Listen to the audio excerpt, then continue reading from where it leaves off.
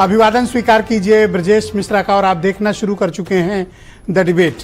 बहनों भाइयों, भारतीय जनता पार्टी में असंतोष और आपसी कलह एक नए लेवल पर पहुंच गई है और ऐसा प्रतीत होता है कि इस बार कुछ निर्णायक लड़ाई की तरफ ये पार्टी बढ़ चुकी है। ताज्जुब की बात यह है कि ये पार्टी विपक्ष से नहीं, भारतीय जनता पार्टी इन दिनों भारतीय जनता पार्टी से ही लड़ रही है।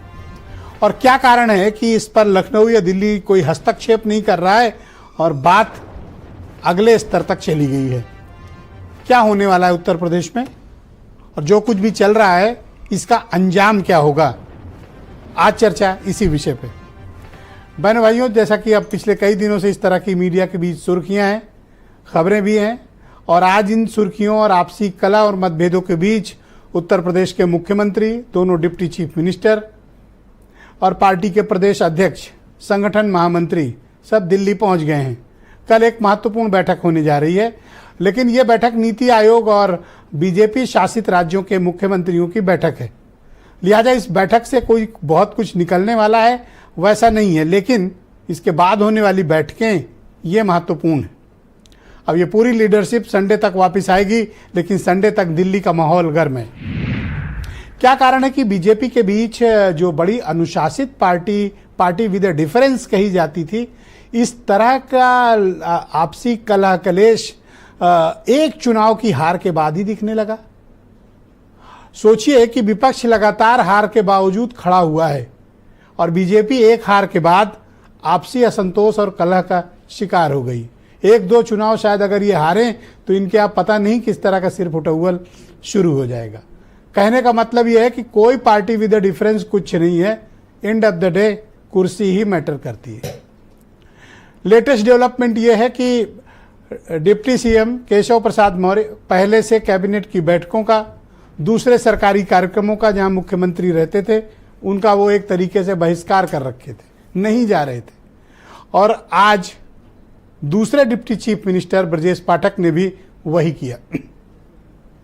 आज लखनऊ में 2 कार्यक्रम लगे थे, उनकी खुद की विधानसभा क्षेत्र कैंटोनमेंट में और मुख्यमंत्री का एक और प्रोग्राम था, दोनों में वो नहीं गए। और तीसरा, लखनऊ मंडल के सभी विधायकों को संवाद के लिए मुख्यमंत्री ने बुलाया था, ब्रजेश पाठक उसमें भी नहीं गए, वो जयपुर चले गए। इसका मतलब यह है बहनों भाइयों कि ये जो मतभेद है यह मनभेद में बदल गया है। अब ये सरकारी काम के बजाय एक दूसरे के लिए प्रतिष्ठा और चुनौती का विषय बन गया है। ये जो घमासान है, फिलहाल बीजेपी के पास इसका कोई समाधान नहीं है। अगर समाधान होता तो पिछले महीने पिछले 10 दिनों के पहले जो कुछ भी दिल्ली में हुआ था, यह उम्मीद थी कि ये लोग आपस में कुछ मामला सुलझाएंगे। लेकिन जैसा कि मैंने अपने पूर्व के वक्तव्य में कहा, मैं उसको फिर बढ़ा रहा हूं कि बीजेपी इन दिनों उत्तर प्रदेश में अपोजिशन से नहीं लड़ रही है, बीजेपी से ही लड़ रही है। इतिहास खुद को दोहराता है। आप देखें 2015 में समाजवादी पार्टी में क्या हो रहा था। 2014 का लोकसभा चुनाव जब वो हारे, उसके बाद उनके पारिवारिक लड़ाई, पार्टी के भीतर के झगड़े, कुर्सी की लड़ाई शुरू हुई और परिणति क्या हुई 17 में सबने देखा। वही कुर्सी की लड़ाई, उसी 5 कालिदास मार्ग की लड़ाई फिर से शुरू हो गई है। चेहरे बदल गए हैं, पार्टी बदल गई है, झगड़ा उसी तरह का है। और बहुत से लोगों को लगता है कि ये हो सकता है कि कोई बहुत नेक्स्ट लेवल तक न जाए, लेकिन बहनों भाइयों ये नेक्स्ट लेवल तक पहुंच चुका है। ये मतभेद मनभेद में बदला है और ये मनभेद अब कोई ना कोई बलिदान चाहता है। ये सामान्य परिस्थितियों में खत्म होने वाले राजनीतिक झगड़े नहीं है। कुर्सी की लड़ाई जब हुई है तब वो अंजाम तक पहुंची है। इसलिए जिन्हें लगता है कि सुलटा लिया जाएगा, राजनीति में हिसाब किताब मौके पर सुलटाए जाते हैं, बाद में नहीं। और फाइनल उसका चैप्टर क्लोज होता है चुनाव में, वो है 27 में। ऐसी परिस्थितियों में, इस माहौल के बीच अगले 2.5 पौने 3 साल ताकतवर विपक्ष के सामने आपस में लड़ती हुई बीजेपी कैसे खड़ी होगी, ये बीजेपी के नेताओं की, कार्यकर्ताओं की चिंता है। जो सत्ता में है उनकी चिंता नहीं, उनकी लड़ाई कुछ और ही है। दिल्ली क्या चाहता है? $1 मिलियन सवाल यही है। और इसका जवाब किसी के पास नहीं।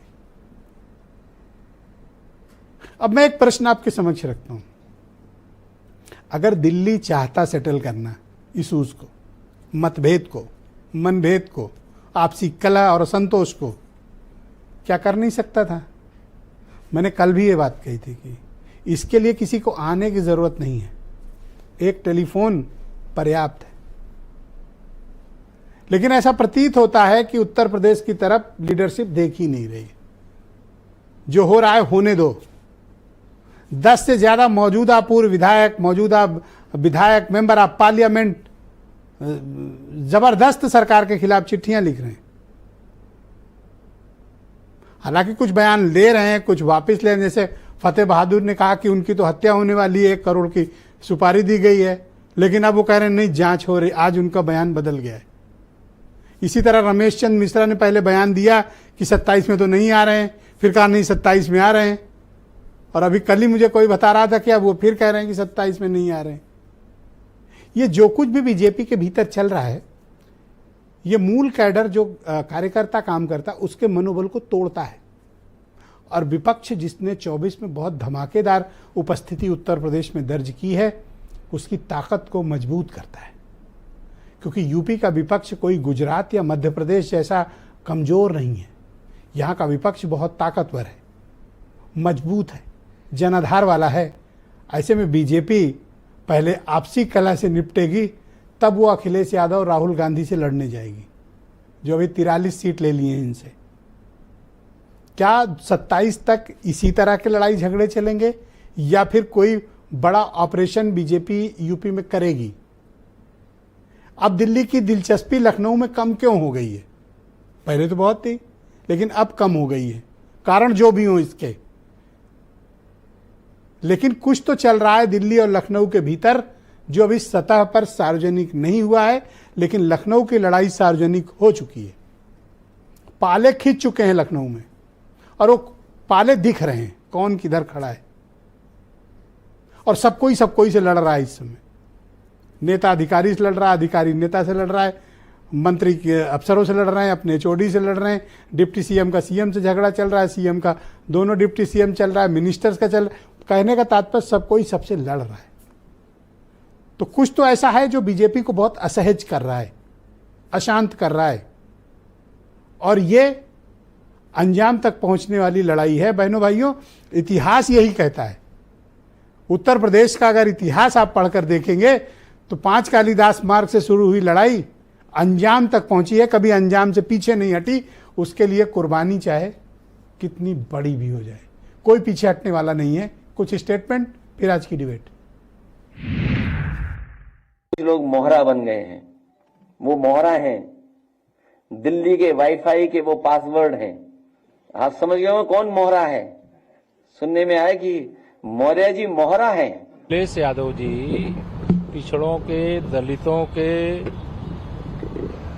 सदा विरोधी रहे हैं, और वह स्वयं कांग्रेस पार्टी की मोहरा है। अरविंद केजरीवाल जी ने तो पहले ही कहा था कि योगी आदित्यनाथ को मोदी जी हटाना चाहते हैं, और ये सारा कुछ ये मत समझिए कि कोई केशव प्रसाद मौर्य जी का और वहां स्थानीय कमेटियों का कोई खेल है। ये खेल प्रधानमंत्री नरेंद्र मोदी जी का है। पार्टी के सब विषय पार्टी के विचाराधीन है, ऐसा कुछ है नहीं।